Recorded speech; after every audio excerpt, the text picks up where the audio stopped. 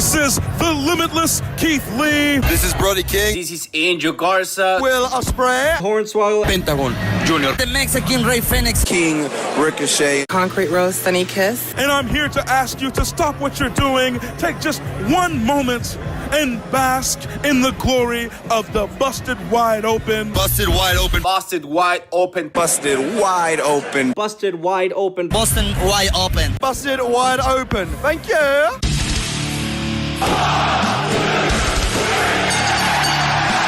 You're listening to the Busted Wide Open podcast, dropping the elbow on the hottest topics in sports entertainment and the world of professional wrestling. With your hosts, Nick Howell and Sir Ian Dangerous. Coming to you from the Orbital Jigsaw Network Arena in sunny Southern California.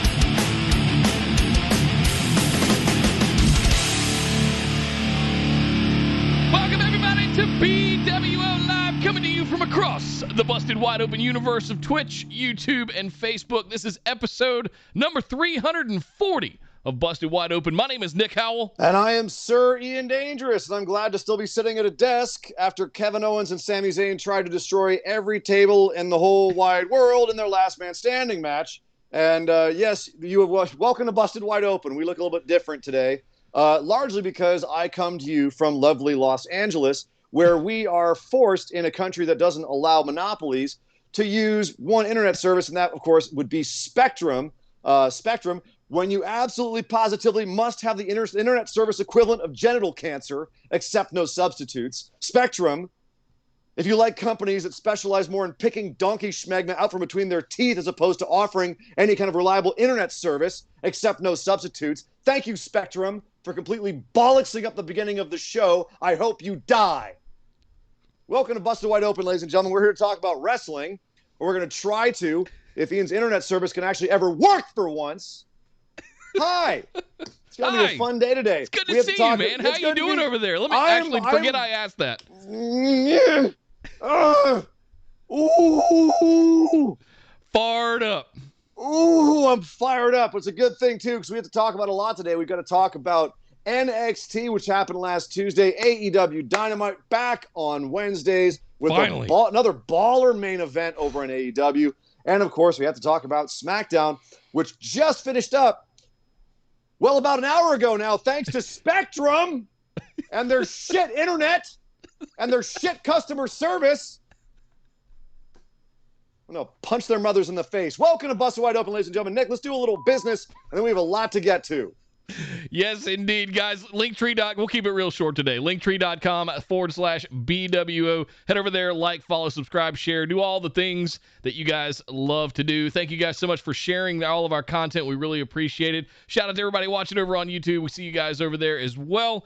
Shout out to everybody in Twitch. And we got a little bit of business to catch up on because while we were in the green room trying to fix Spectrum's There's no fixing Spectrum. They're broken. It's a lost cause. They are bent in half like the devil's own penis. That piece of shit company.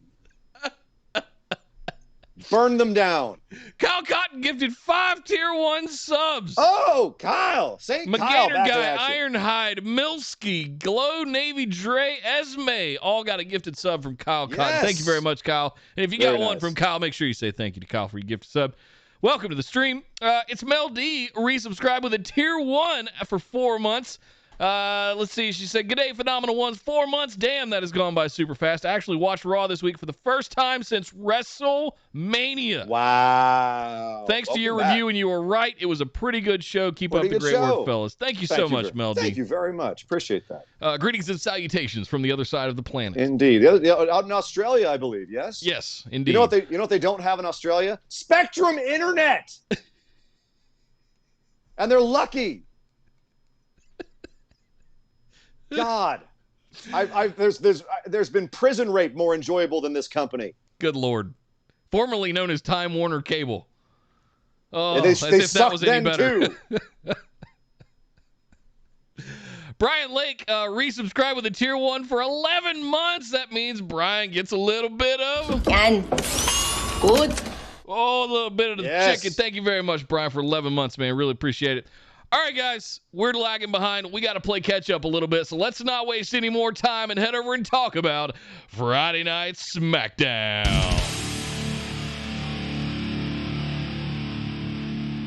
Well, Edge came out to say that he could complain about a lot of things. One of them being the shitty service that Spectrum gives. No, just kidding. He had a lot of things he said he could complain about. WrestleMania, he said, was a night he was supposed to have so many things go right, and they just all went wrong. He had a beautiful vision of what was going to winning the title back after 10 years after having to lay it down and never actually losing it. And then Daniel Bryan came along, had to screw everything up for him. But he's not complaining, mind you. I could complain, but I'm not going to complain. Let me list off all the things I could complain about. But I'm not complaining about them. No excuses. No excuses. Even though I just listed off a whole bunch of excuses, says Edge. No. I'm back, and I want my one-on-one with Roman Reigns. All right. I'm kind of digging Old Man Edge. I'm drawing some allegory to Old Man Logan, but I'm digging Old Man Edge here with the bushy beard and the scraggly hair. I'm into it. I mean, visually, yeah, crabby old man Edge, but it comes across more like Mr. Krabs from SpongeBob SquarePants, where he's just with really bad hair dye. He's just kind of a dick, and this is the thing I was going to say is his presentation. I don't know about you, but it seems a little off. It's not just this sort of pseudo non-complaining he was doing at the top of the show.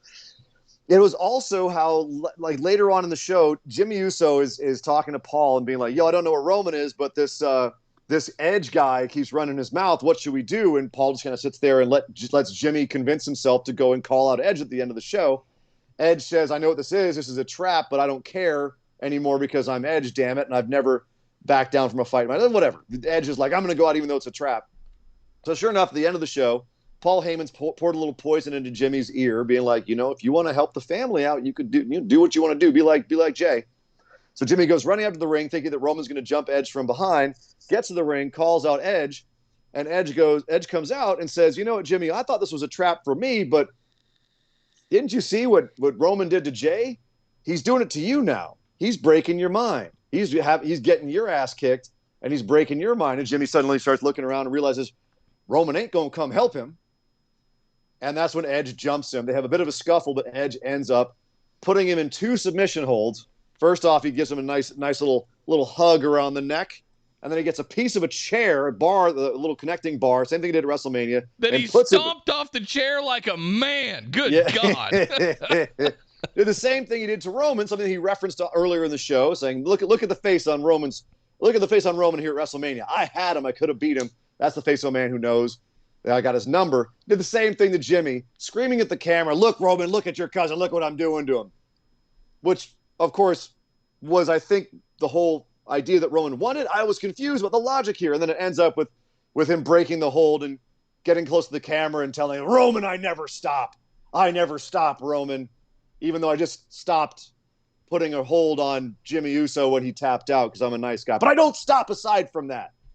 And the other time I did it. But I don't stop aside from that. So the weird presentation of Edge, the kind of bizarre logic of having Jimmy Uso go out and kind of be a sacrificial lamb and Roman not come and help him. What do you think's going on here, Nick? Do you like Edge's presentation right now? Or are you digging this kind of, as you say, crabby old man Edge, kind of a dick heel, he's very intense, he's driven. You dig what's going on? I dig what's going on with Jimmy and Roman not showing up. That's some cerebral, intellectual kind of shit where he's really messing with him. To what end, though? Well, because Jimmy wouldn't join up, right? He wouldn't acknowledge him. So because he wouldn't acknowledge him, he's going to basically set him up for failure. This is the punishment. And then be able to deride him about it when Roman comes back, inevitably next week. He couldn't get the job done. So you need me? Why did you need me? Exactly. Gaslighting the shit out of him, right? Yeah, okay. On the flip side of this isn't quite, I like the look of Edge, like the veneer of what's going on. I just want him to be a little bit smarter than this. He's always been, rather than just being this kind of just bull with a full head of steam going out and I want him to go out and actually be cerebral. But this was a little bit cerebral. That wasn't it, because he said, "I figured this out. This isn't a trap for you or for me. It's for you." Like, he did figure it out. And he just said, it's not hitting on all cylinders with me. And that I haven't quite landed on what it is exactly, but I don't know. It's not the Edge we all got excited about when he came back. There's something different. And maybe we're all waiting. Are we just numb at this point? Have we seen it all at this point? I don't know, but I feel like there's more that he could do. There was more that they could have done with this rather than just it's very surprise, surface level. Roman's not going to show up. It's very surface level, and it was kind of a meh way to end the show. Yeah. Especially considering the other main part of the show, the middle of the show, was taken up by a really long last man standing match between Kevin Owens and Sami Zayn. By God. Which it just went on my list for contenders for best match of the year. Yeah. It's spectacular. It's I don't like last man standing matches typically because of some of the tropes, like the referee counting every time someone just trips and falls a little bit. Oh, he's on the ground. 1, 2, 3. No, shut up. And at least it was Charles Robinson. It's nice to see little Nate's there. But at least in this match, it truly felt like these two guys wanted to rip each other apart, and they had to work to keep the other guy down.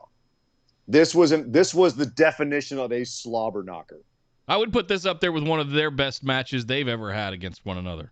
I don't know about that, but it's certainly a very worthy entrant in their whole library, their catalog of matches. It was phenomenal. It was a great match. It felt personal, even though they had almost no real definitive build for this. I mean, they have had a long program, but this match seemed to kind of come out of nowhere.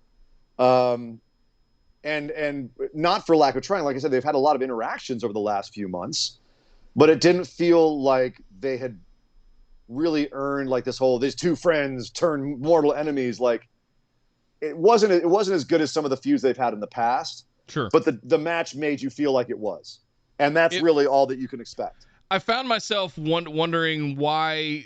I'm wondering if this is they couldn't keep it in their pants kind of moment. One of those sorts of things. Like, wouldn't this have been better if it would have been some big stipulation blow off of a feud? What if Sammy had gotten the Intercontinental title back down the road at some point that ultimately this all led to, and we had this big kind of blow off? Like this felt kind of generic in the way it was presented to us, but that doesn't take anything away from the match. Right, and that's the odd thing is it felt like a pay-per-view quality match in the middle of SmackDown. And you know what? Like, if WWE's willing to give away a match like this in the middle of a SmackDown, okay, more power to you.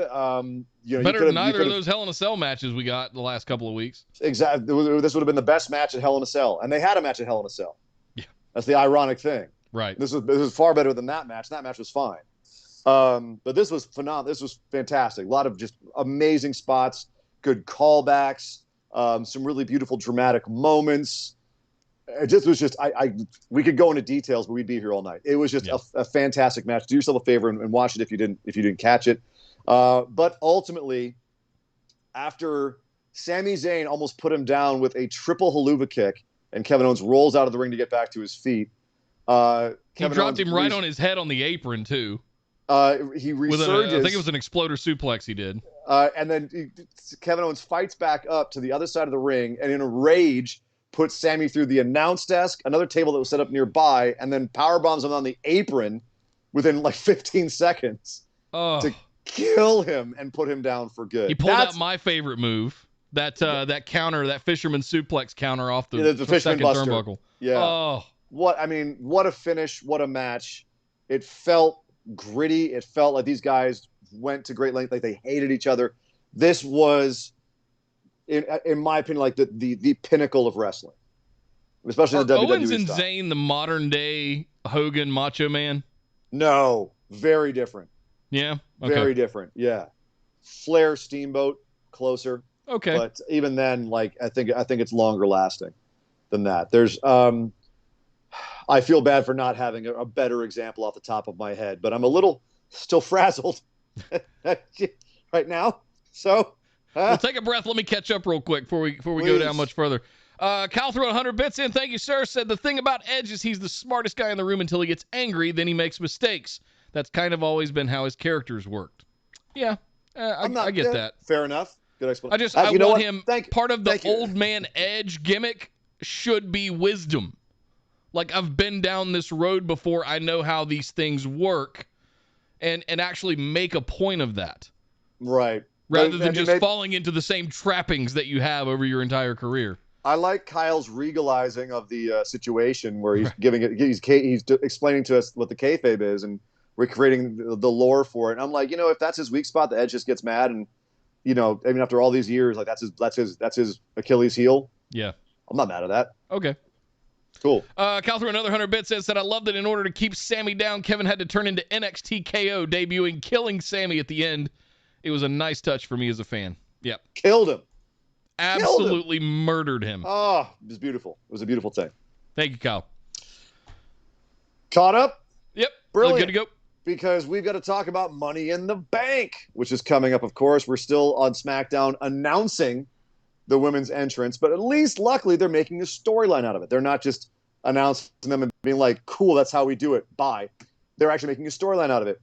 However, I don't think very many people at all could have guessed who they announced as the next entrant tonight, because out came Sonya Deville to announce that because they only got like 2 women on SmackDown. So last week they announced Carmella, and I think we all assumed, well, since Liv Morgan beat Carmella last week after that announcement, and Carmella's still in, this week it'll be Liv Morgan. Nope. This week it was someone who we didn't really know was on SmackDown, although she was, now she's back. Zelina Vega. Yay! Has returned to the WWE. Welcome back. She came out, looked like $1 million, came out to the ring, gratefully accepted the position, and said, this is what I will use on my way to claiming one of the 3 titles. She included NXT as one of the titles she was going to challenge for. Interesting. But then, as I was rolling my eyes about the fact that Liv Morgan again got shafted, out came Liv Morgan to say, hey, wait a minute. What about Raven? What about Liv Morgan? You're just giving away opportunities? I beat the Money in the Bank entrant last week, and I'll beat this bitch ass too. Come on now. What you doing? And Zelina said, I've been wrestling for a long time. I deserve this. And Liv Morgan said, well, guess what? You deserve this too. Pa-pow! Fist to the face. One hand to the face. Slap! Oh, she slapped. They showed it in slow motion. She got it right with the heel of her hand, too, right on the temple. You can see the cheek like wobbling. Blah, blah, blah, blah. She got her real good. Real good. And then, of course, just like last week, we have another match. And just like last week, Liv Morgan won. I liked the psychology of this match, though, because Zelina Vega was going for the tights, and Lady Ref Jess caught it and said, nope, you can't do that. Yeah. And then Liv Morgan turns the position around, pulls the tights, gets the 1, 2, 3, wins the match. Zelina goes just mental.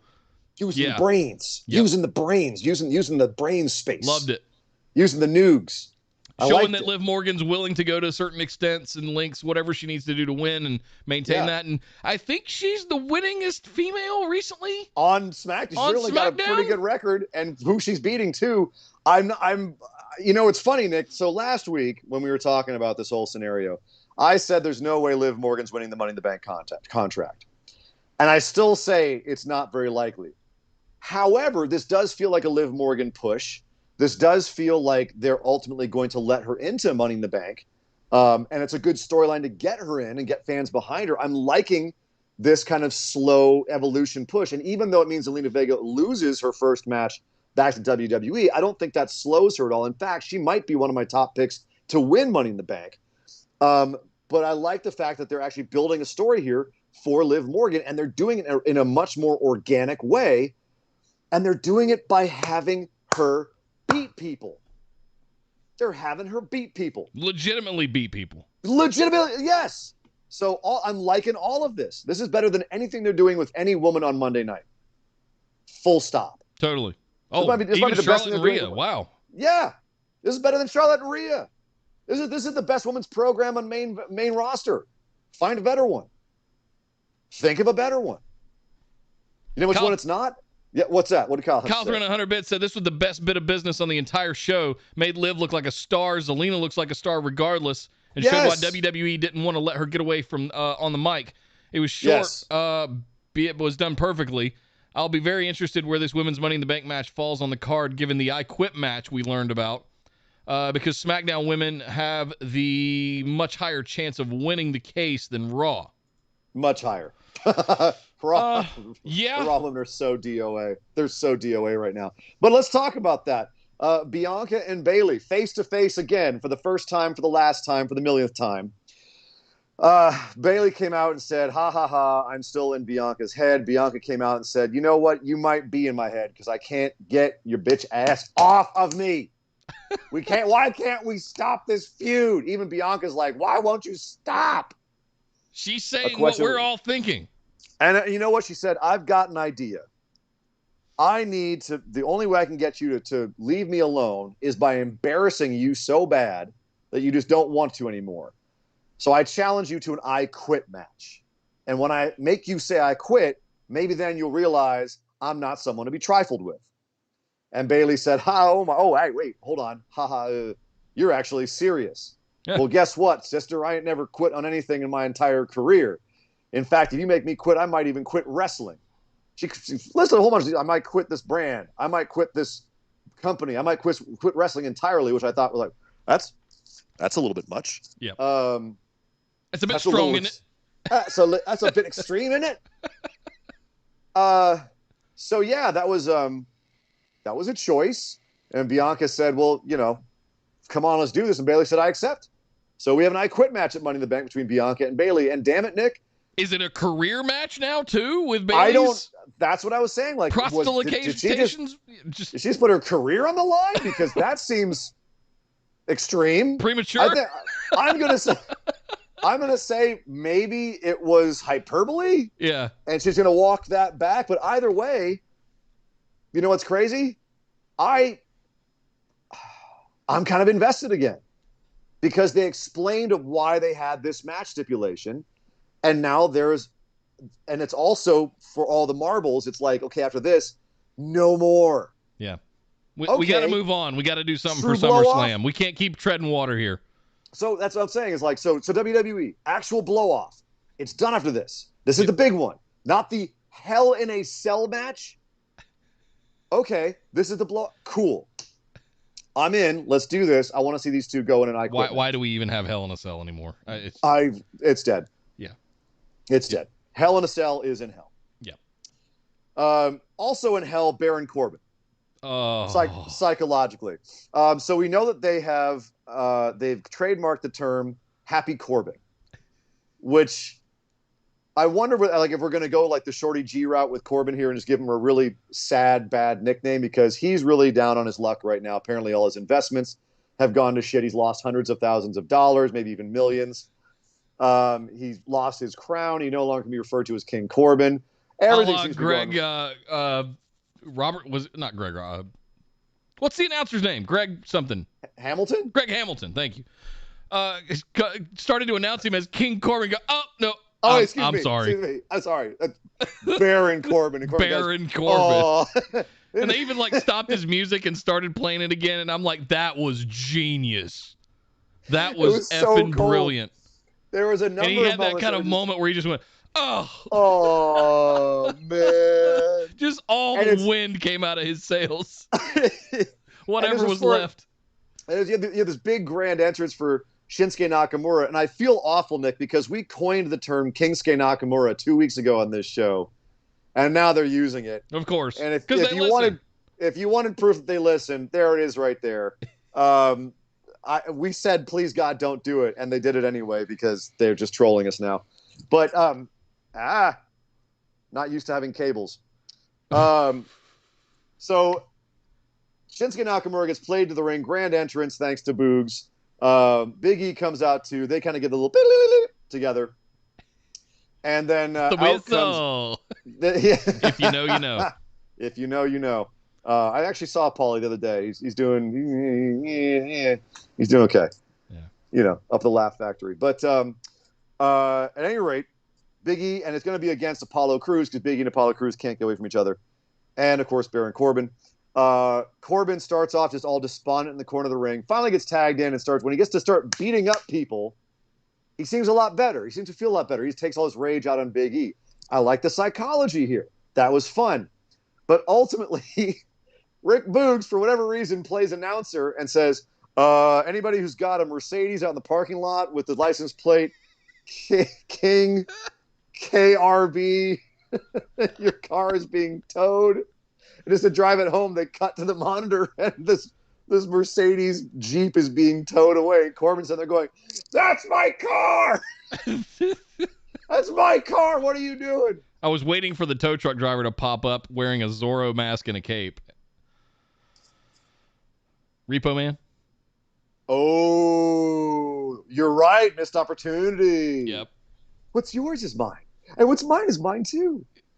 I think it's the other way around. Doesn't matter. You're right. Missed opportunity. That would have been great. But Corbin, distracted, gets rolled up. That's the match. Now he's lost the match as well. And then afterwards, Boogs finds him in the back hallway because apparently Rick Boogs is from the 3rd grade.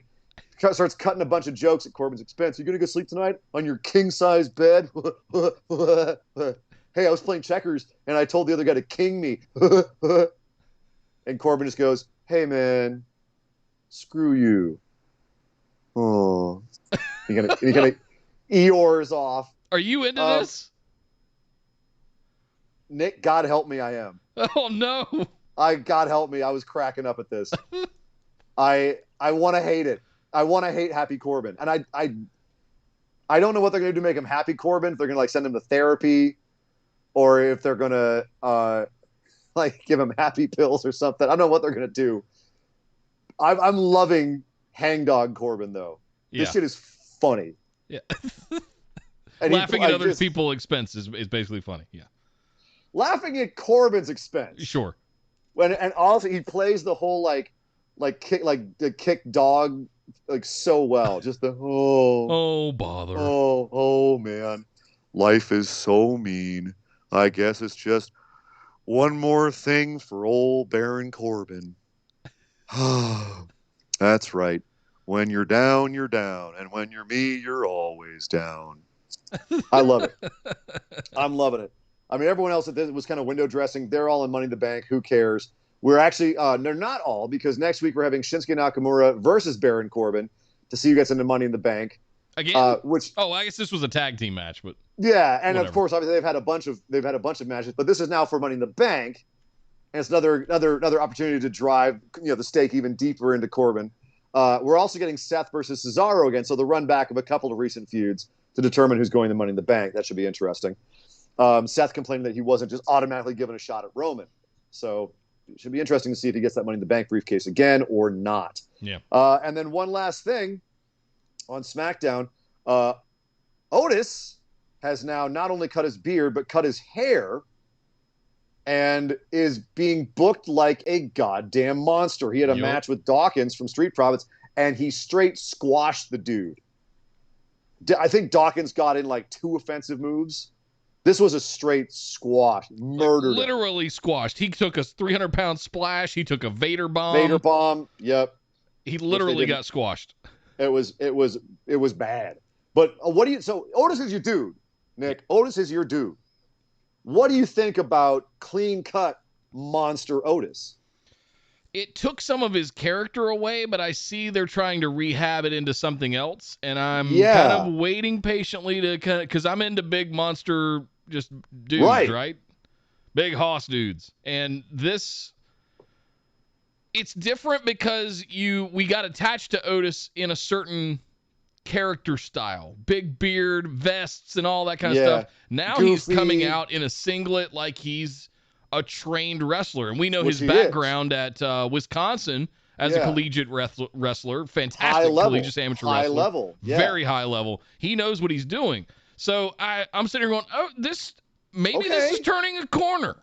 Yeah, maybe taking the goofball kind of dummy gimmick away from him and making him into this kind of just beat down monster is the right way to go. I'm not sure. Here's the thing. I'm not going to say it's the right way to go because I definitely miss the old Otis. But if you're going to go this direction, they're booking him right. He's playing it right. His physicality, his presence, his dead-eyed 1,000-yard stare, his weird lip herpy, everything is actually working effectively towards that goal of making him seem like a scary monster.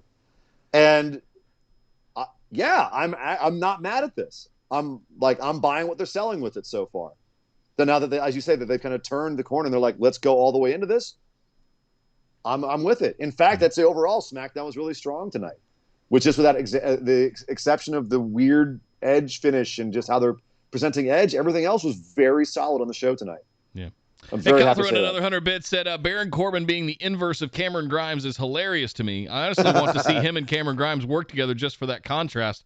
I will say the Rick Boogs bit should not have been done. Don't make your baby faces look like jerks. Yep, You've done it with Bianca in this Bayley feud. Don't make high-energy guy Boogs a jerk, too. Exactly. Also, Simon Miller popping for the return of the Repo Man tonight. He up on Twitter, he would, I wouldn't be surprised if he had a Zorro mask on Up Sounds tomorrow. Oh, yeah. It happened. Someone repoed a car. He's coming back. And I was there. Yeah, exactly. Well, there you go, guys. That was it for SmackDown. If it feels like we're going a little bit faster, it's because we are, and we're running a little bit behind. But with that aside, let's head over and break down what went down on Wednesday night on AEW Dynamite.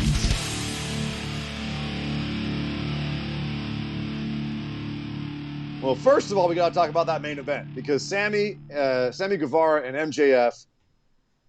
This has been building for a while, obviously, with the long storyline of Sami quitting Inner Circle because of MJF, and then coming back to kick MJF out, and then the Pinnacle forming, and then Sami throwing the blood and guts match because of what MJF did to Jericho, and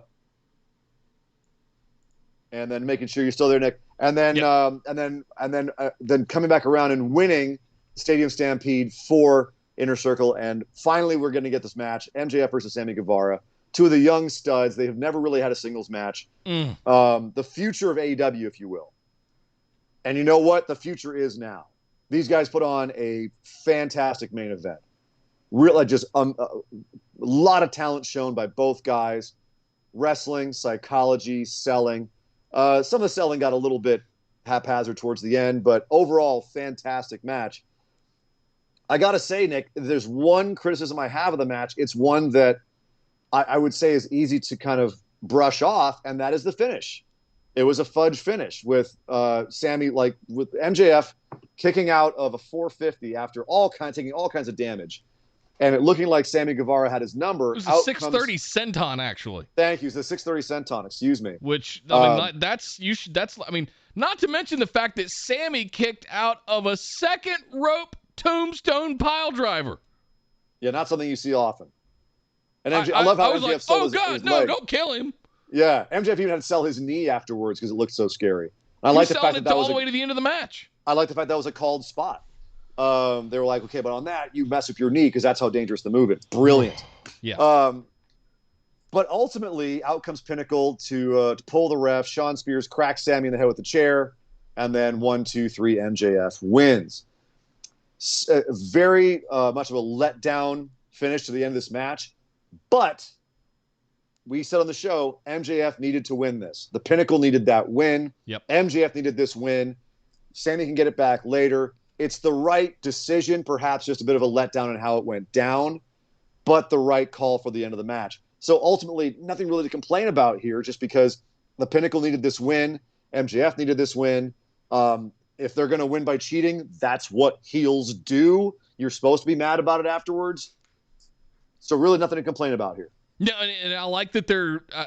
What was it after the Stadium Stampede? We were really upset that they weren't letting the Pinnacle get any wins. And the one thing that I could come up with was if let the Inner Circle get the wins as a group, but now that they're breaking off into singles feuds, let the Pinnacle start picking some of them off. So we had Hager and Wardlow in the pit in the octagon, but Hager still pulled that one off, and I kind of went, oh no. Now that we see MJF get a win, we know we've got LAX FTR coming up. No, it's LAX. Next week we've got Hager, Santana, and Ortiz versus Wardlow and FTR with Conan and Tully. Tully in the corner. I almost kept saying Terry. Tully in the corner. So that's an interesting choice, is to have Wardlow and Hager going at it again, just now in a 6-man tag. So interesting, and I think that actually gives them more opportunities to have the Pinnacle win that one as well. So you're not having PNP losing straight up to FTR. Yeah. So I like that, and I think that's another one that Pinnacle should pick up the win on, also through scurrilous means. Totally. So I'm liking the way, if they're going to have to book it all backwards, which we talked about, they booked the big matches first, and then they're going to the smaller singles matches. This is the way to do it. Have, as you say, have Pinnacle pick up the wins, and then next week we're having MJF tell Jericho what their blow-off match is going to be, what the stipulations are, to have that match. So that's going to be interesting to see which way it goes next. One thing that match is going to be hot freaking fire too, by the way. Good God. If the last one was any indication, it sure should be. At the end of the show, JR calling it WWE Dynamite. Simple botch, lol, let it go, or is that one we really kind of need to pin his ass to the wall on? I mean, I'm sure his ass got pinned to the wall backstage. And on Twitter. The man called WWE for 20 years. It's old habits die hard. I almost called Tully Blanchard Terry Blanchard a second ago. So, as two guys who are also in the field of talking, right, at length for a given period of time, we both know how easy it is to have a slip up, to say something goofy. I called Jeff Hawley at one point or whatever it was. It happens, man. Okay, so real talk. Here's the thing. What value does he bring to the desk? I keep calling Red Velvet Sky for some goddamn reason. What does JR... Hey, we all know why that happens. What value does JR bring to the desk?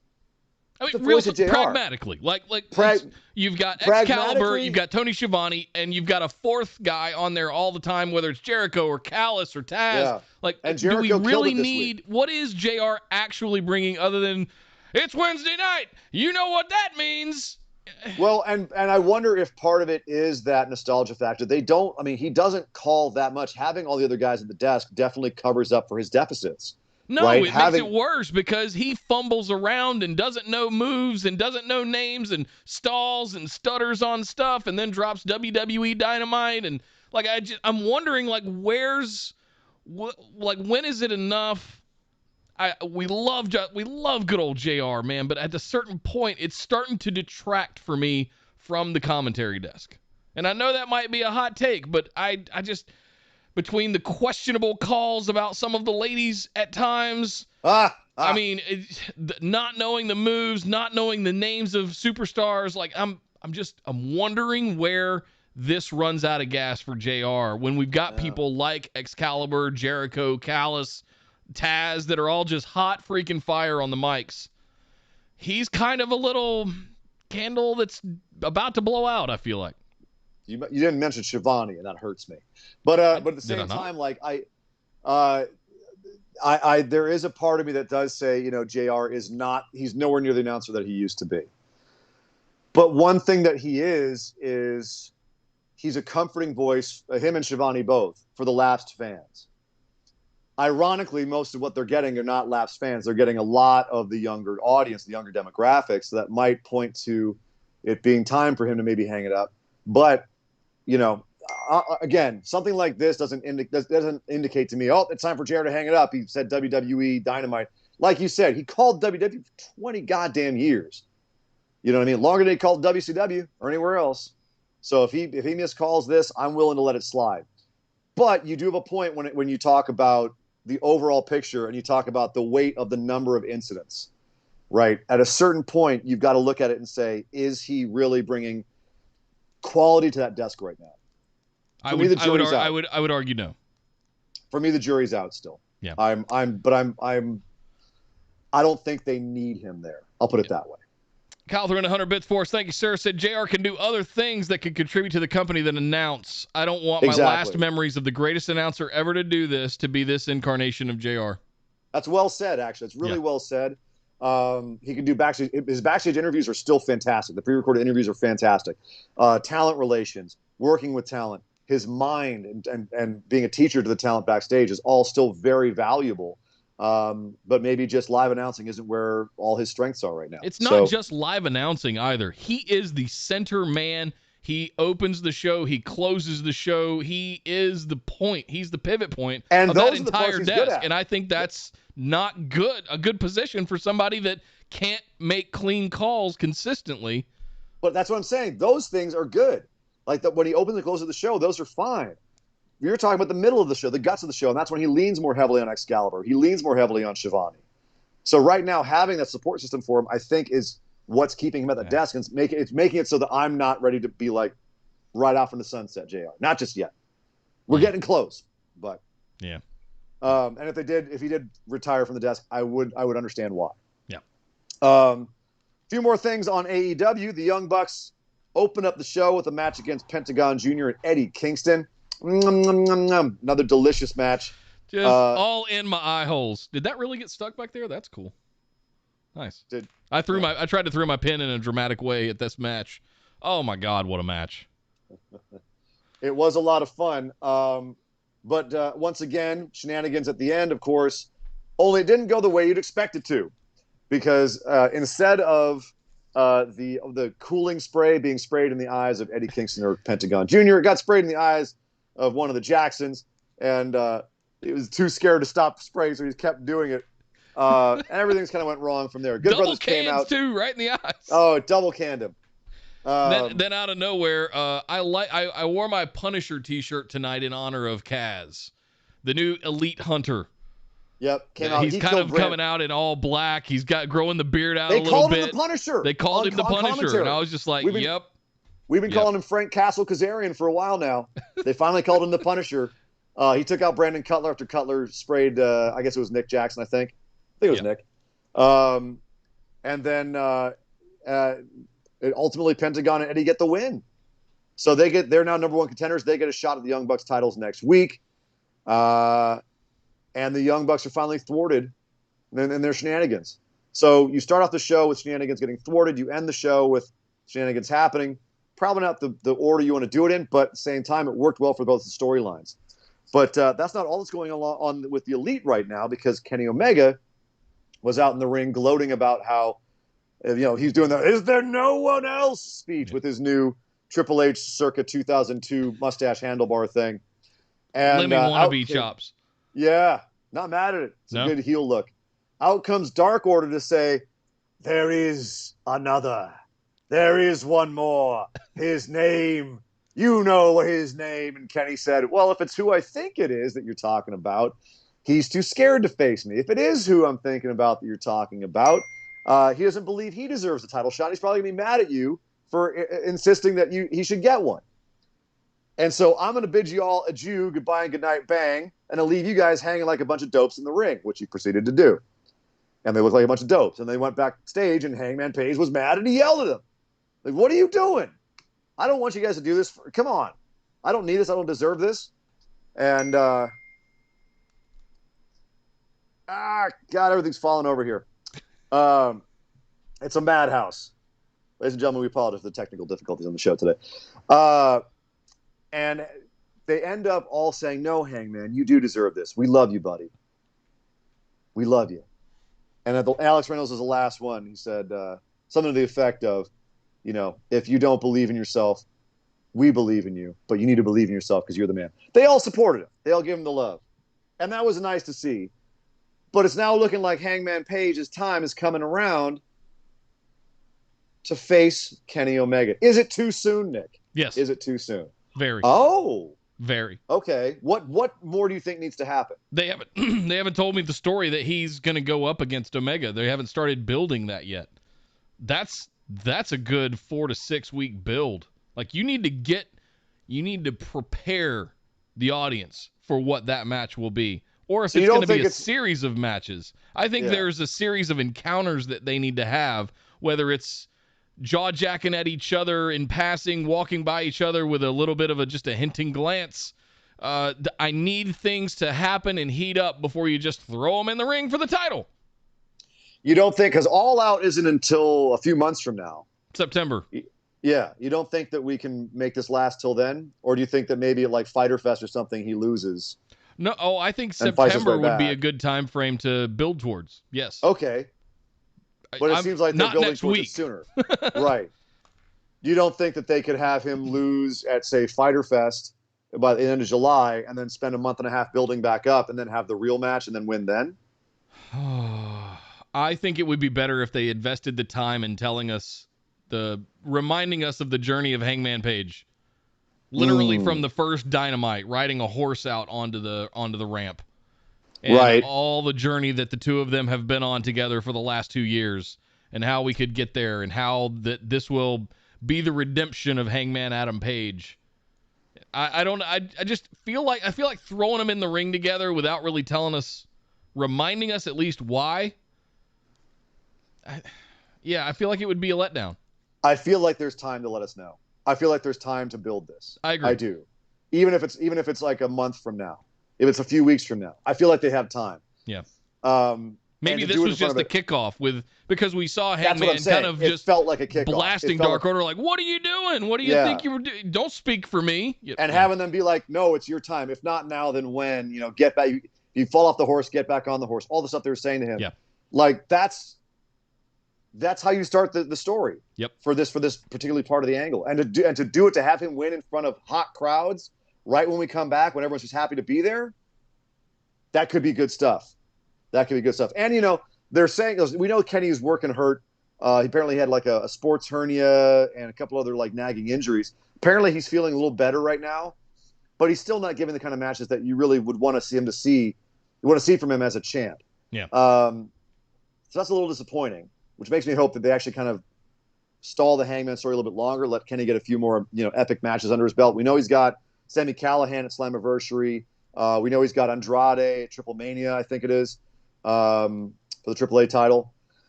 So there's time. There's also another way you could do this. And it's funny you just mentioned that because I believe Slammiversary September also. So no, Slammiversary is before then. I think it's in July. Okay. So you could have, instead of the meteoric rise of Hangman Page, you could have the meteoric downfall of Kenny Omega. So he's built himself up into this demigod with 4 titles across multiple promotions. What if Andrade takes the AAA title, right? What if Sami Callihan takes the Impact title back, and he just slowly starts to fall? Last one, right? And the last one that he's hanging on to with his dying breath is the AEW Championship, and Hangman Page is there for the knockout punch. That's a good story. Yeah, because we've been watching this rise of Kenny Omega for what feels like 6 months now. And I think if he turns the corner and starts to fall downward, that's as compelling of a story as we've taken Hangman Page about as high as we can get him right now without getting real creative. And I like where he's at right now. So Kenny rather Omega's than focusing on him, focus Yeah. on Kenny and just have him just completely everything up.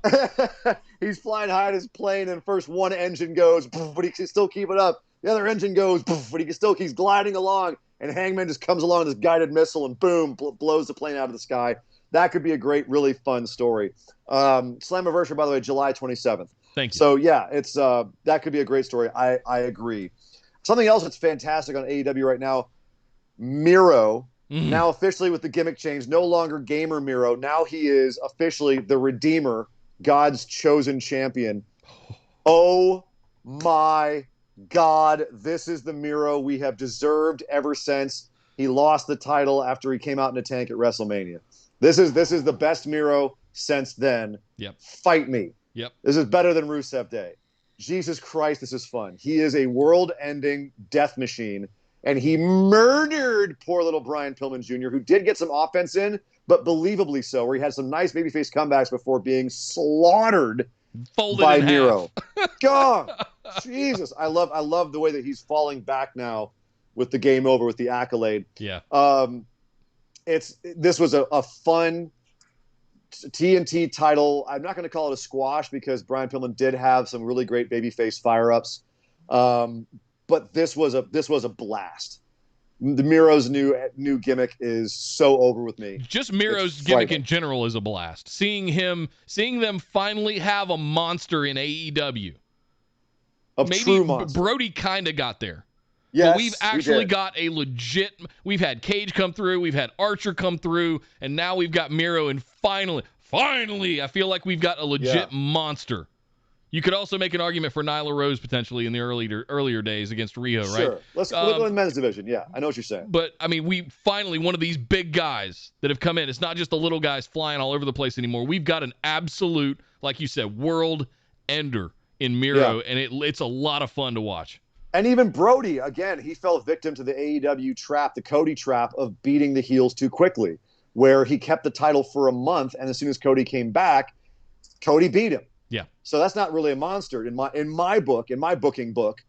A monster isn't someone that you lose to, come right back and beat. Right. A monster is someone who beats freaking everybody. And that's what Miro's doing right now. So hey, I'm Kyle threw 100 bits in, said, don't believe in the you that believes in Hangman, believe in the Dark Order that believes in Hangman. Ian will get this, Nick. It's anime. All right. He's right. I tried a couple more this week, by the way, guys, and it's not hitting with me. What did you try? Another conversation for another time. Oh, come on. We're in a hurry. Come on. No. What did you try? Oh, good Lord. Did you ever finish Ninja Scroll? No. Don't talk to me till you finish Ninja Scroll. Fine. Fair enough. Finish Ninja Scroll. Okay. Speaking of being finished, Ethan Page wants to finish off Darby Allin once and for all. He says it's not enough to put you in your coffin. I want to put you in a coffin and nail it shut. We're going to have this coffin match. So this week, Ethan Page came out to gloat some more and laugh about how he's going to destroy Darby, and all the fans were incels. When out came Sting, dragging a coffin. Up on the screen, we have another weird Darby video where he sets a coffin on fire with a flamethrower. And then out of the coffin because that's what Darby. You do. That's what you do when you're in Jackass 4, which Darby apparently is. Or he will be. He'll be replacing Bam Margera, who's, well, that's a whole other story. That's Are there any of those Jackass guys left? It's like Steve-O and Pontius and Knoxville. Steve-O are left, and Knoxville. Pontius. Does Pontius count? But Novak and... Yeah, he counts. Novak went way off the deep end with heroin, took Bam with him. Oh, no. And Bam's relapsed recently. Jeff Tremaine has had to file... This is a wrestling show, guys, I promise. Tremaine has had to file restraining orders against Bam Margera because he's threatening his family because he didn't cast him in Jackass 4. No. Yep. How are you going to do Jackass 4 without Bam? What, are you going to call up the Danger Aaron to do some more stupid stunts and drink pee out of a snow cone?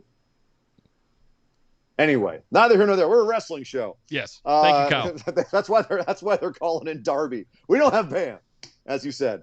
But Darby jumps out of the coffin. He's got these like cat nails glued on. He starts clawing at Ethan Page's eyes, which nice touch. Yeah. Unexpected. Bring that to the match like that. Ethan Page got so freaked out he said, "Forget it. The coffin match is off. Unless you sign a paper saying you're not going to touch me until we have this coffin match down the road sometime." So they obviously got cold feet about having this coffin match now. Want to have it later on down the road, either because of Darby's shooting schedule or because they have some more things they want to build before then. I don't know. Coffin match got pushed back. Okay, fine. Can't wait for it. Either way, it's going to kick ass. I feel like it was too soon for a blow-off stipulation like that anyway. Agreed. They haven't really even had that much of a match yet. It will be badass when it happens. Yeah. Also badass Jungle Boy getting his win back this week over Jack Evans, who has put on some beef. I didn't realize how much he put on a little bit of poundage, some muscles. Yep. Nice job, Jack. He's still flipping around there looking nice.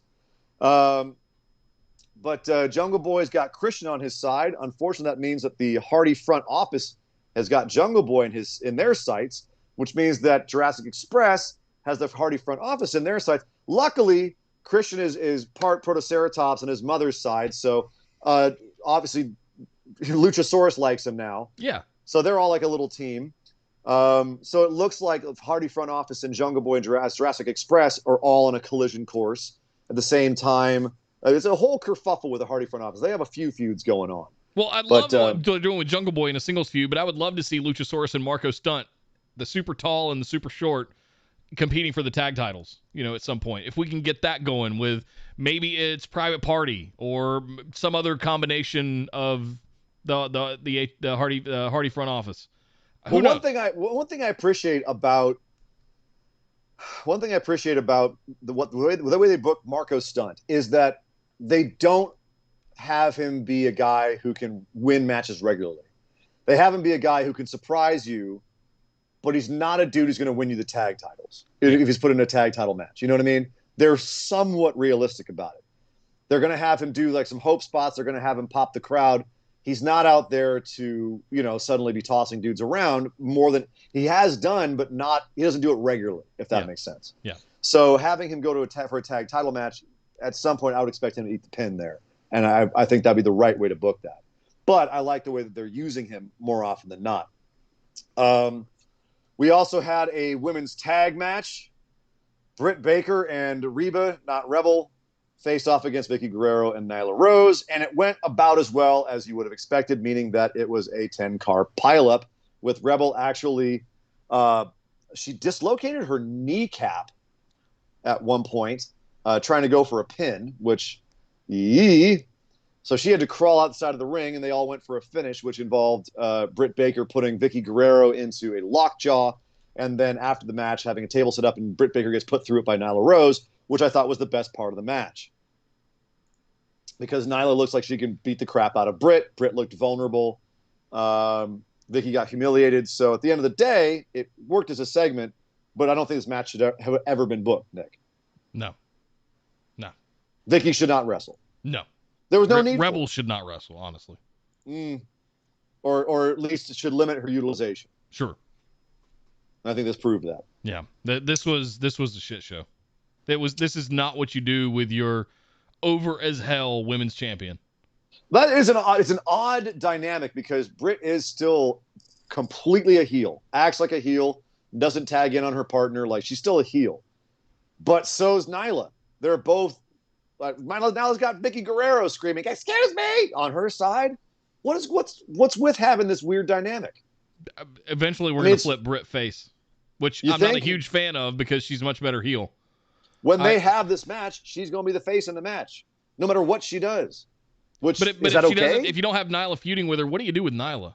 Like, she's been sitting on the sidelines for almost a year. Maybe she had a match with Hikaru Shida a couple of times. WWE Dynamite. Right. AEW. So what do you do with Nyla? That's what I'm more concerned about. Britt's going to be fine. But if you have this, the best you can do with her is bring her out with Vicky Guerrero. I mean, and Vicky's kind of part-timing it because she's also going to be managing Andrade. So, but this is the issue: is what do you do with your monsters when they lose? Where's Lance Archer? Yeah. Last time we heard of him, he can't wait any longer. I haven't heard of him in 2 weeks since then. TikTok. Andrade versus Matt Sydal next week. Brian Cage versus Ricky Starks for the FTW belt. Team Taz wanting to blow off this whole thing. Let your boys fight. Hobbs is sick of it. Hook is sick of it. All right, you two guys have issues. Go beat the crap out of each other. Winner gets the FTW belt. Cool? We settle it in the ring. Let's go. Love it. Can't wait for Andrade versus Sydal. That's going to be an absolute freaking banger. Put that in my eye holes. And that, Nick, was AEW. Oh, boy. Well, that's not it. That's not all we have to talk about tonight because we're back to full strength tonight on Friday nights, which means we've got one thing left to do, and that's break down what happened on Tuesday night on NXT.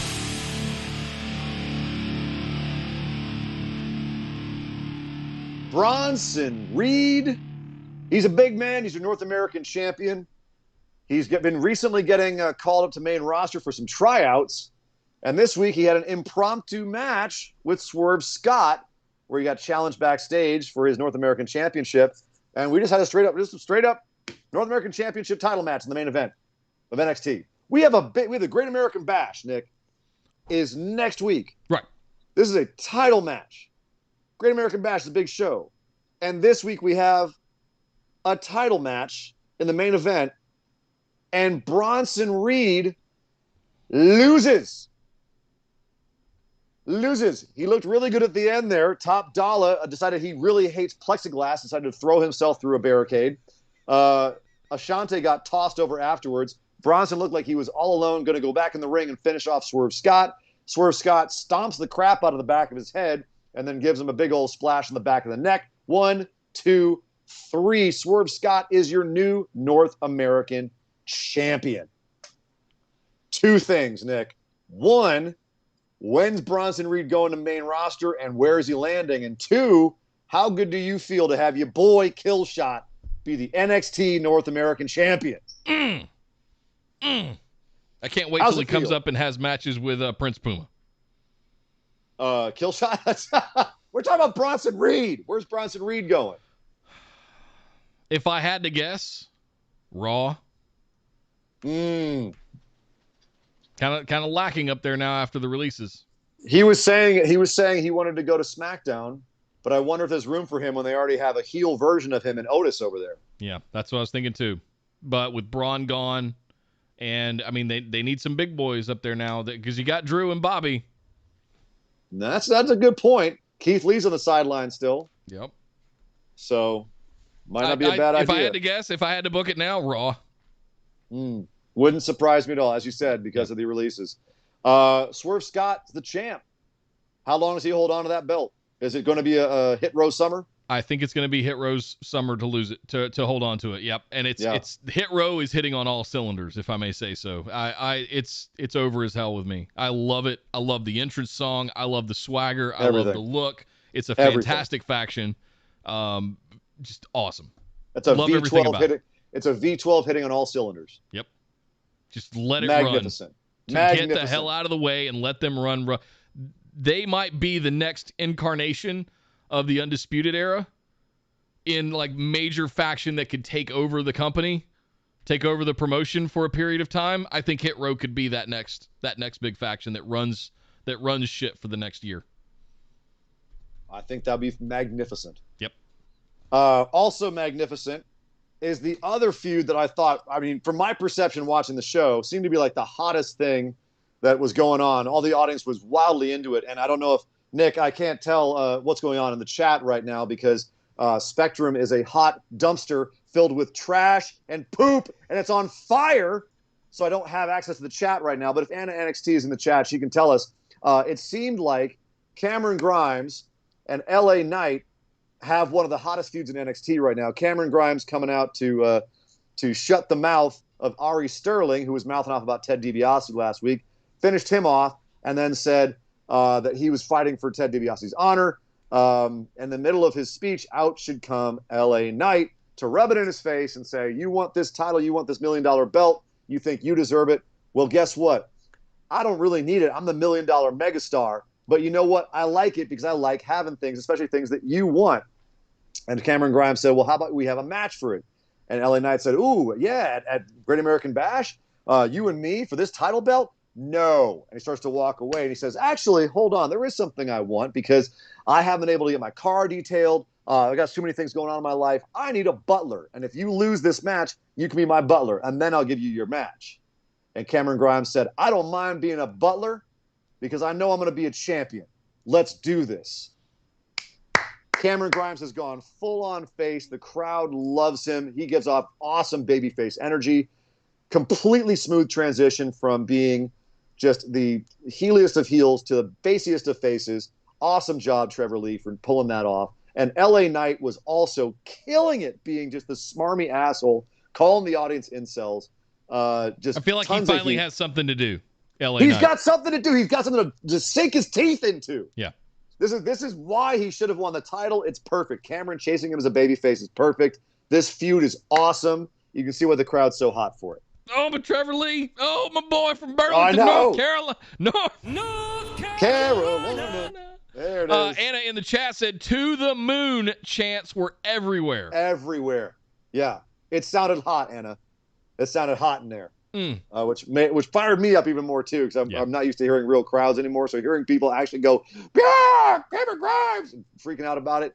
Mwah. Good so stuff. Delicious. So Cal delicious. threw in 100 bits. He said with all the Chinese signings this week, which we should probably talk about those at a certain point. Yes. I would love a version of NXT Gang Wars between Hit Row, Legado de Fantasma, Diamond Mine, and Qian Sha after Swerve's win. Oh, can you imagine Diamond Mine? They've been talking about Diamond Mine adding a couple more people. And Qian Sha, can you imagine them adding like 3 or 4 more people to it? So they're like a little supernatural army of death. That'd be a lot of fun. That'd be a lot of fun. Speaking of Diamond Mine, they came out this week. Roderick Strong had a match with Asher Hale. You can take a guess who won that match. Asher put up a fairly good fight, but Roderick, he's all vicious. He's using a bunch of holds and ultimately makes Asher tap out. Diamond Mine is open for business, and they're looking hot. I like them as well. Roddy Strong is kind of intimidating. I'm not going to lie. He's a little scary. Yeah, it's a little scary. A little serial killer looking. Like, I wouldn't trust him. I wouldn't go down an alley with him, that's for sure. Yeah. He's psychotic strong. I'm not mad at it. That's good. Yes. Psychotic strong. Yeah, He's a little spooky. Oh, the incarnations of Strong that we've seen over the years, from Roboteric to Undisputed Era to Psychotic Strong. Yeah, I'm liking this one a lot. Yeah. Also interesting, they changed Hideki Suzuki's name to Hachiman. which is interesting. Sounds a lot like Hatchet Man. I'm not mad at it. Okay. I'm not mad at the reference. So, yeah, I think it's an easy thing to pick up. So I can see why they changed it. I'm looking forward to see what they do with him in Diamond Mine. But speaking of Undisputed Era, we had, of course, more Adam Cole and Kyle O'Reilly. Kyle O'Reilly coming out to say that he's sick of Adam Cole, but at the same time, he's going to have another match with him next week. Adam Cole comes out, and immediately Samoa Joe pops up behind him with a whole bunch of security guys, walks past him, gets in the ring, and says, "Hey, boys, just want you to know this ain't going to go down the way you think it is. But just so you know, I'm here, so continue. Proceed. You may proceed." Yeah. And Adam Cole says, "Well, before I was so rudely interrupted, I was just going to say that, Kyle, I think you're obsessed with me, and this is disgusting. You need to cut it out. I'm the star from an Undisputed Era. You were just an underling, and I'm going to beat your ass and show you why I am the star." And Kyle said, "You're the one obsessed with me, dude, and I'm the one who beat you the last match, and I'm going to beat you again. And I'm ashamed of ever having been in Undisputed Era." Oh. And then Adam Cole insults Kyle's wife. Things get a little testy. And ultimately, they go head-to-head. Joe gets between them, and Adam looks like he's about to walk off. He turns around, throws a punch at Joe. Joe beautifully ducks under the punch. So does Kyle. Kyle locks in a heel hook on Adam Cole, and as Adam Cole is screaming, Joe looks down at him and kind of goes, and walks away out of the ring, gets halfway up the ramp, kind of looks back bemusedly at Adam Cole screaming and tapping out in the ring, and then goes, "All right, boys, go take care of it." The security guards all run down there and break it up. Brilliant. Fantastic. Joe is so money on NXT right now. Is Adam Cole and Kyle O'Reilly, are you still excited about it? I mean, I know they're trying to do kind of I think it pales in comparison to Johnny versus Ciampa. Totally. And it feels a little bit too similar. Because they didn't execute on the turn like they should have. Do you think that's what it is? The turn, Ciampa's turn on Gargano was so dramatic. At the end of the pay-per-view, at the end of the takeover, and it was such a big deal, and we all were like, "What?" You don't think Johnny's super kick to O'Reilly wasn't shocking enough? No. You don't think people? Anna, were you shocked when Kyle turned on O'Reilly? How did that feel? Let me know, because I have a feeling you're going to find, Nick, that's just because you're jaded. Maybe, or maybe I'm just I was too invested into that feud, and we saw, the way that they played it out, and the way Ciampa came back, and the way we had crowds at the time. I mean, that obviously made a difference. That helps, right? Especially with Ciampa's return, that made a huge difference. So, I'll tell you what the other big problem is. Yeah, O'Reilly is too happy-go-lucky. Yeah, until he gets mad. Johnny was never happy. Yeah. Like he was always pissed at Ciampa. There was no rest for him. There was no, well, everything else is fine, but it's that screw that guy. It was always screw that guy. I can't sleep. I'm thinking, like, he almost lost his marriage because of it, right? Like, that's how obsessive he was about it. That's what made it brilliant. Yeah. O'Reilly's like, "Hey man, I don't mind. I'll go for a title shot. I'm just gonna kind of like slouch around out here. Like, I'm gonna fight Finn Balor a couple times. Hey, maybe I'll take on Karrion Kross. Oh, Pete Dunne. I'll fight him too. Yeah. Adam Cole, like, he's just annoying. It's a mosquito in your ear. Like that's Adam Cole to Kyle O'Reilly. The video package for their no holds barred match was hot fire, but after that, it's like, okay, now what? That should have been the blow off, honestly. But the way they made it feel, I don't know how they're going to live up to it, to be honest. Yeah. So that's one of the big problems. We opened the show with a really hot match. Shotzi Blackheart and Ember Moon versus Dakota Kai and Raquel Gonzalez versus Zoe Stark and Io Shirai. Triple threat tag match to be the number one contender for the Ways tag team titles. This match rocked. Yep. This match rocked. Rocked. So good. As we called last week, Nick, Zoe Stark and Io Shirai do pick up the win here. Io actually picks it up with a beautiful moonsault onto shocking Dakota Kai. Everything broke down at the end. I love how it broke down. These women were going all out. Shotzi pulled off a great suicide dive and did not actually die this time, so that was good. Yeah. But Io and Zoe move on. They had a little face-to-face with The Way where Candice warns Zoe, look out. If Io will take it out on you if she loses. Don't trust her. et cetera, et cetera. What do you think about Io Shirai and Zoe going for the tag titles? Should they take them? Should they win? Or should they lose? Should Io turn heel again? A lot of possibilities here.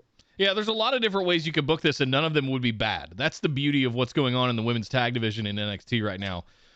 You could absolutely have Zoe and Io take them off of the way, and they could feud for a little bit. I could see an angle where Raquel starts to feel that Dakota's not pulling her weight anymore, and they turn on each other and go into a feud.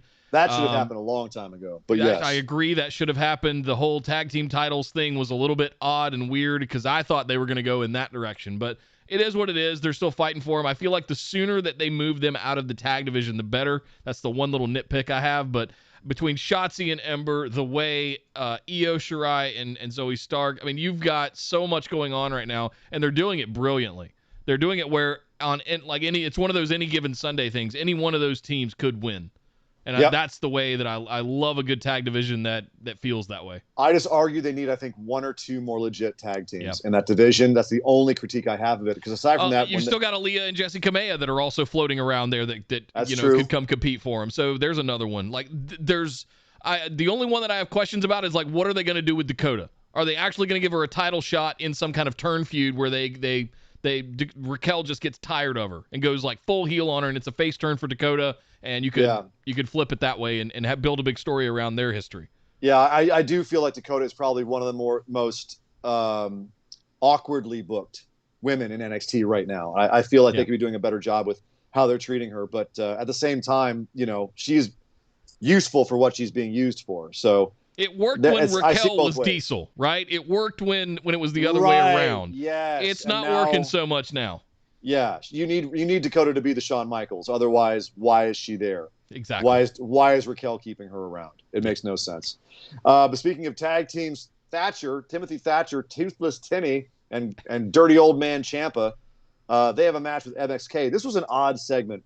MSK and Ciampa and Thatcher sitting in chairs face to face before their match, and it was essentially a promo off. I loved this, by the way. With Ciampa cutting a promo on MSK, and MSK standing up and be like, "Yo, you can be mad at us all you want, but we respect you. We're still going to kick your asses." And then ultimately laying a slap onto Thatcher, Ciampa having to hold him back, whispering in Zach's ear, "Hey man, that one was free, but come next week, those titles are ours, and you gonna learn today." Mwah! Gave him a little kiss on his cheek, and I was like, "Oh shit!" Yeah, it felt awkward. Like the intensity was great, the promos were great, but it was just kind of awkwardly staged. It felt kind of stagey, kind of theatrical, but then the promos were very kind of legit and honest. So it was a weird setup. Do you know what I mean? Like the setup and the execution kind of were just juxtaposed weird. Well, I think it's because we expect physicality in face-offs like that. We expect it to break down at the end. Do you think him holding Thatcher back was awkward? Because I did. No, it was kind of cerebral in a way. I appreciate it. It was like, no, not yet, crazy man. Just hang on. But they are absolutely going to go to war. Yeah, because they got a match at Bash, right? It's gonna be a sick match. Oh God, there's no doubt. But at the same time, this was just to me. This felt odd. I felt like the setup could have been more organic, and it would have gone over. It would have come across better. But at the same, like you said, Nick, at the end of the day, these two teams are going to put on a great match, and then there's so many more teams that need to get into the tag title picture, get their turn, get some more shine. Let's let that happen as well. Hey, Kyle threw in 100 bits, said this promo from Ciampa and Thatcher very much felt like sit down, children, the adults are talking towards MSK. It very much did. Yeah. And honestly, they should win next week with how outclassed MSK felt so they can actually chase and develop his characters instead of this stagnant version of the Dusty Cup. Or since the Dusty Cup. I agree. And Kyle, that's the exact reason I did not want them to win. I think the Grizzled Young Vets should have won, ultimately had the titles, and having MSK chase would have been a much better outcome. I completely agree. I wouldn't even mind a title bounce where Thatcher and Ciampa beat MSK, hold it for a couple of weeks, and then Grizzled Young Vets come along and steal the titles. And then we have MSK chase the Vets, yeah. Exactly. Yep. Wouldn't be mad at any of that. Yep.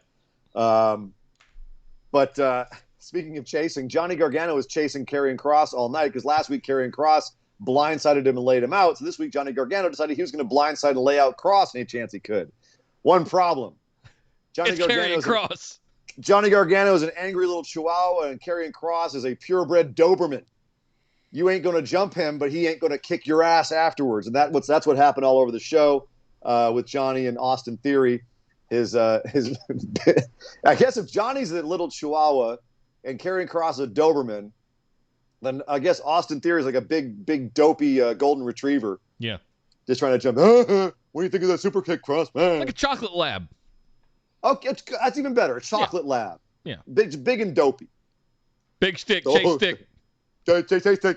Well, okay, boss. What are we going to do now, John? Hey, Johnny, what are we going to do now? We're going to get that Karrion Kross guy. That's what we're going to do. We're going to get him. We're going to lay him out when he's getting into his car. Yeah. See? Yeah. Okay, boss, whatever you say. I'm just happy I get to play. I love that it ended with the final thing Johnny did was jump Karrion as he was getting into his car. Karrion ends up choking him out and like elbowing the back of doing his finishing move, the elbow to the back of the head on Austin Theory, laying him out, and then speeds away in his beautiful muscle car with this beautiful woman.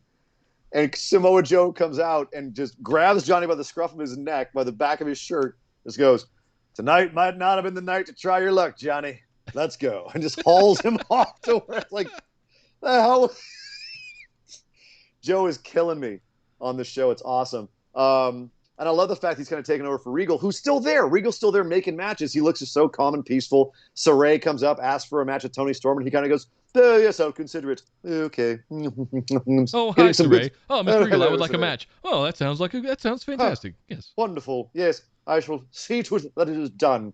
I'm going to go get some good sleep at my home now. So I'm going to go home and sleep with my wife and pet my lizard. He has a lizard. Yes. That'd be a bearded dragon. That'd be a beautiful bearded dragon. Yes. But we mentioned earlier Chun Sha. Nick, AEW wasn't the only show where women injured each other. No. We had Xia Li teaming up with Boa against Mercedes Martinez and Jake Atlas. And damn it, this was a damn fine match. Yep. Before Xia Li legit kicked Mercedes Martinez's head off. Jesus Christ, she roundhoused her so hard Mercedes hit the ground like a sack of corn. She was legit knocked out. She was toast. So, Anna told us in Discord that they did throw the X up. Ref did throw the X up. And there's no way they're not. I mean, you could tell on TV that she was dead. There was no sell. Her head, when she fell over, her head just went off the mat. She was toast. And it's sad because, obviously Xia Li is still kind of green. Obviously, we never want to see anyone get hurt. Damn, it makes Xia Li look scary. Like those kicks. I've been trying to tell y'all since the combine. Legit. She just barely didn't beat Bianca Belair. She outlifted Raquel Gonzalez. She's scary. Yep. She's scary. And as someone who is scared of leg day, I can tell you that's no joke. No. She is not scared of leg day. She's very much into leg day. Not scared of leg day. But let's talk about these injuries real quick. Two big botches with her knocking out Mercedes Martinez and Rebel getting blown out her knee.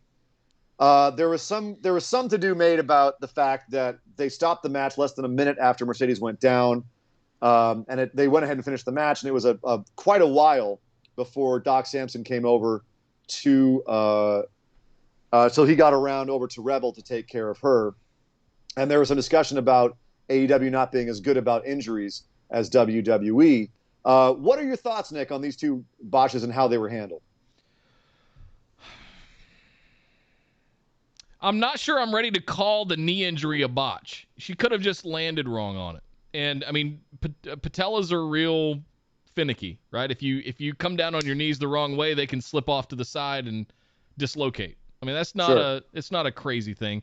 Xia, I think, needs to remember how trained she is. She has a very strong martial arts background. She has a lot of power in those legs. And some of those kicks, like when she gets going, she gets revved up. I mean, she could legit hurt somebody. And the match was chippy. I mean, they were throwing some real fat elbow strikes. Mercedes, we know, works stiff, right? She likes to work snug, and we've seen it over the years, and she's always been a beast about it. Here comes little Xia Li. Kick you in the mouth. You want to work snug? You put your face up to her foot. So, I mean, it looked like they both had a good look at each other. Yeah. Like I don't even know who to blame. I mean, obviously you typically blame the person who threw the actual move. So you call it a botch. Li. I'm not ready to call them botches. They're pure accidents. Things happen sometimes. You're so forgiving to Xia Li, but not for Nia Jax. It's so interesting. Well, she's not exactly doing half-assed beals. Throwing people down on their shoulders and on their heads awkwardly. So. But if your kick is a weapon like Xia Li's is, isn't your responsibility to be more careful with them? Sure. Because I personally think like this indicates that she is dangerous. Or Mercedes might have been out of position. We weren't in the ring. We don't know. You're absolutely right. I just want to point out the double standard that you have there with Nia Jax. But but also I also want to point out for people that are criticizing AEW for how they handled the Reba injury. It was her leg. She got out of the ring and they were able to execute the finish. And then once the finish was executed, that's when Samson came around. You could see him on headset talking about it before then. It was her leg. When it's a head injury, when it's a concussion, it should be really quickly. And that was not the case in the AEW botch. It was a leg injury. And she was able to get to somewhere to safety and wasn't involved in the rest of the match. So that they were able to finish the match cleanly without it being affected. In an incident like Mercedes Martinez or Liv Morgan, when Brie Bella kicked her head off, when the ref didn't stop the match and she was allowed to take a couple more moves, when it's a head injury, you have to stop the match right quickly. Absolutely questionable, about that. Yeah, like you got to stop it right then. Rebel selling a leg injury, it's kind of questionable. Is she selling? Is she really hurt? She's letting people know. It takes time to get out there. But if she's over on the side, like telling the officials who were there, she had a couple officials over there, and they basically made the call to say, wait till the match is almost done, because Samson's gonna have to run around the front of the ring, hard camera side. That's cool. We give her 45 seconds and then come over. Like, it's not life threatening. It's not a head injury. You can take a little bit more time. That's my counterpoint to it. Yeah. But definitely a very scary injury for Mercedes Martinez. Hopefully she's okay. Hey, Jay over in YouTube threw in a $2 super chat. Thank you very much, Jay. Said Thank you. He thinks Rottweiler or Kane Corso for Karrion Kross. Beautiful pup. Ooh, Kane Corso. Kane Corso's a good. Yeah, Kane Corso. Yeah. Really short fuse on those dogs. Thank you very much, Jay. Appreciate it, man. I've known some big cuddly Rottweilers. I've never known a Kane Corso that I wasn't terrified of. I had one growing up. Did you? Yeah. Oh. Bear. Yes. And little edgy. but yeah, I like Kane Corso for Karrion Kross. Definitely. We got to make like a list of what every NXT star would be if they were a dog. Yeah, that sounds like a good patron mailbag question. It does indeed. We know what Frankie Monet would be. But that being said, that was NXT. Also a good show this week. Shocking finish to the title match, but at the same time, it does make us hopeful that our boy Bronson Reed going up to main roster. Hopefully see some success up there. We'll see. I feel like he's in a prime position to be success on main roster. So that's pretty exciting. Overall, Nick, an absolutely fantastic week of wrestling, which means it's going to be really tough to pick our choice for a segment we like to call our moment of positivity.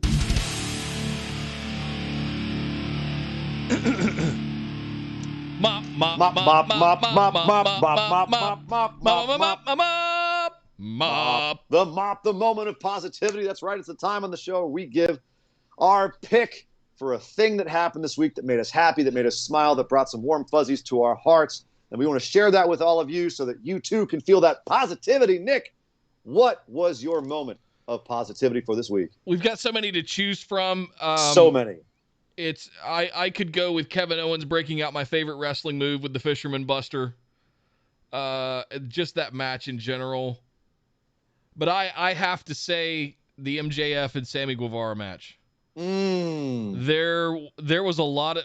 First of all, MJF is absolutely right in that they are the future of that company and possibly the future of wrestling, at least stateside. But they're also the now. He said, "I'm the now." But you might be the future, but I'm the now, right? Yeah. And I loved that comeback. I love the way that he cut that promo. It was fantastic.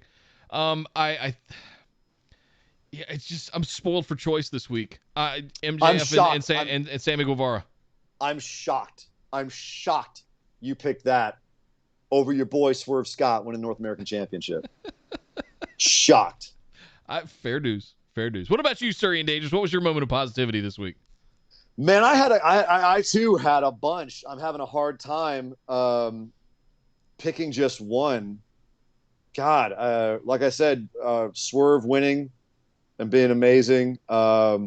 Everything Samoa Joe did on NXT. Man, the Sami Zayn, Kevin Owens fight. Good Lord. God. I'm looking forward to watching that one again tonight while I'm editing.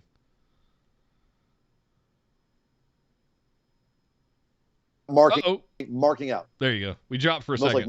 There we go. Start over. I was gonna say the most I had to mark out this entire week. The most I marked out was for the new entrance theme and presentation of Miro. Oh. And we talked about it last week, how he's God's chosen fighter and all this, God's chosen champion. I love it. I love the born again Christian gimmick. I love all his promos. I love his work in the ring. His match with Brian Pillman was so much fun. Total mark for Miro in AEW right now. Yeah. He is my moment of positivity for this week. Damn. Nice. Kyle throwing 100 bits said, my mop is Zelina Vega and Liv Morgan on SmackDown because it's been so long since we've gotten a female feud that was simply about not liking each other and having a legit beef. Not just who's pretty or being catty. Best thing I've seen on WWE main roster in a month. Side note, shout out to this week's NXT UK, particularly Amale's first big promo. I think that's what you meant. Firster? I don't know. Thank you very much, Kyle. Letting you work on it. Yeah, I'll work on it. But what was the other thing? Jay over at YouTube said, that isn't a thing of Xia Li being green. She is a legit Kung Fu black belt. That was a complete accident. And again, to me, what I was saying before, I think it's Mercedes just didn't know that was out of position. Yeah. Just don't. You got it in the way of that foot coming around. Like you said, Nick, we weren't in the ring. We don't know. Yeah. They're definitely not going to announce what happened. That the black mass is the same way. It's virtually the same move. And sometimes he misses by a few inches because Lars Sullivan's not in position. Sometimes he still magically broke his jaw somehow. I don't know. Again, I was not in the ring. I don't know. Good stuff. Well, there you go, guys. We pulled it off, Ian. We made it. We managed to do it. Yes. Managed to do it. No thanks to Spectrum. The best efforts of the crap company, garbage ass Spectrum. Somebody said earlier on YouTube that you were going to go full pipe bomb on Spectrum, which I think you kind of did. I didn't? Yeah. I think you got more to give. Oh, I've got plenty more to give. I just can't. I try not to curse on the show. You're here tapping on your mic. I'm going to have to cut your mic. I'm using a headset because of Spectrum. I can't go full pipe bomb when I'm speaking to a lapel mic. In my hands, this isn't a microphone. It's a piece of popcorn? Yeah. What am I going to do with this? Linktree.com/BWO, everybody. Thank you very much for joining us tonight. Be sure to like, share, subscribe, the videos, and all of that good stuff. All the things over there. A big shout out to all of our patrons. Thank you guys so much. We will be, if Spectrum recovers, we're going to do our patron bonus episode for June next week. But we'll keep you guys up to date on that. Who knows what's going on in LA? Yeah. Spread rectum is. Exactly. Linktree.com/BWO. You guys know where to find us. Thank you guys. Make sure you check out the new merch, BWOmerch.com. We got some more of that coming this summer, so be on the lookout for that. We got a couple weeks till Money in the Bank, and then we're ready to go. So we will see you guys on Tuesday.